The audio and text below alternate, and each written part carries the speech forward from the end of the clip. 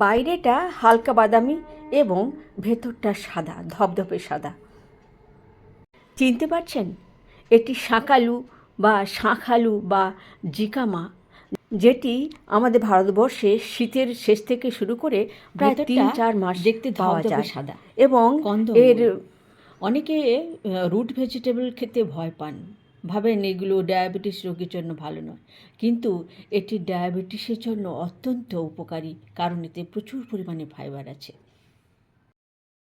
Mexico এবং central আমেরিকায় এর আদি নিবাস হলেও ভারত ও বাংলাদেশে এটি প্রচুর পরিমাণে পাওয়া যায়।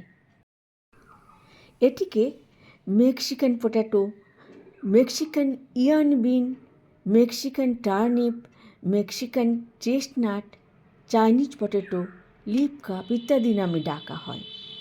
আসুন এই অদ্ভুত জিনিসটা, যেটা আমাদের অতি প্রিয় শাঁকালু, মিষ্টি স্বাদের কচকচে একটি ফল, যেটি অনেকে স্যালাডে খেতে পারে না বা রান্না করেও খান, সেইটার সম্বন্ধে আমরা জেনে নিই। তার যে আশ্চর্য উপকারিতা রয়েছে আমাদের জন্য, সেগুলো আমরা আজকে জেনে নিই। প্রতি 100 গ্রাম শাঁকালুতে থাকে মাত্র 38 কিলো ক্যালোরি। 80 থেকে 85% শুধু জলই। কার্বোহাইড্রেট থাকে 8.82 গ্রাম আর ফাইবার থাকে 4.9 গ্রাম থেকে 6.4 গ্রাম পর্যন্ত। প্রতিদিনের যে আমাদের ফাইবারের প্রয়োজন তার 25% এখানেই পাওয়া যাবে প্রতি 100 গ্রাম শাঁকালু থেকে। প্রোটিন থাকে খুবই সামান্য 0.72 গ্রাম, চর্বিও থাকে 0.09 গ্রাম। কিন্তু মিনারেলস এবং ভিটামিনসের কথা যদি বলি, ভিটামিন সি থাকে 20.2 মিলিগ্রাম পর্যাপ্ত পরিমাণে, থাকে ভিটামিন B6, B9, ক্যালসিয়াম থাকে পর্যাপ্ত, আয়রন থাকে, ম্যাগনেসিয়াম থাকে, ফসফরাস থাকে, থাকে পটাশিয়াম, ম্যাঙ্গানিজ, কপার। অত্যন্ত সহজ পাচ্য এটি। এতে থাকা ইনুলিন ফাইবার যেমন একটি প্রিবায়োটিক খাবার গাট মাইক্রোবায়োমকে ভালো রাখে, তেমনি এটি আমাদের হজমে সাহায্য করে এবং অবশ্যই কনস্টিপেশন দূর করতে সাহায্য করে।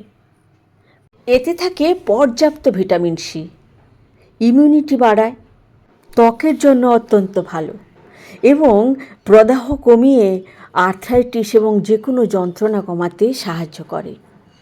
এতে থাকা ভিটামিন B6 ব্রেন এবং নার্ভকে ভালো রাখে। বি ভিটামিনস এবং আয়রন লোহিত কণিকা তৈরিতে সাহায্য করে। এর মধ্যে থাকা অ্যান্টিঅক্সিডেন্টের গুণ সেল ড্যামেজ রোধ করে। সেলের মধ্যে থাকা মাইটোকন্ড্রিয়া ড্যামেজ বা ম্যালফাংশন হতে বাধা দেয়।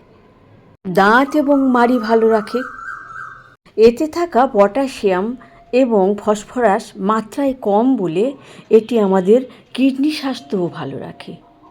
যে কোনো অবস্থায় যে কোনো রোগের জন্য এটি খাওয়া যায় এবং ডায়াবেটিসের জন্য যে অত্যন্ত ভালো সেটা তো আগেই বলেছি। এতে থাকা প্রচুর পরিমাণে ফাইবার সুগার স্পাইক হতে দেয় না দ্রুত, তাই যে কোনো ধরনের মানুষ এটি খেতে পারে। কিন্তু ওই ফলটি ছাড়া এর কাণ্ড, পাতা এবং বীজ যেটা দেখতে পাচ্ছেন, এগুলো কিন্তু বিষাক্ত। কখনোই এগুলো যদি কেউ খায় তাহলে কিন্তু অসুস্থ হয়ে পড়তে পারেন। মতামত জানাতে ভুলবেন না এবং যদি ভালো লাগে অবশ্যই সঙ্গে থাকবেন।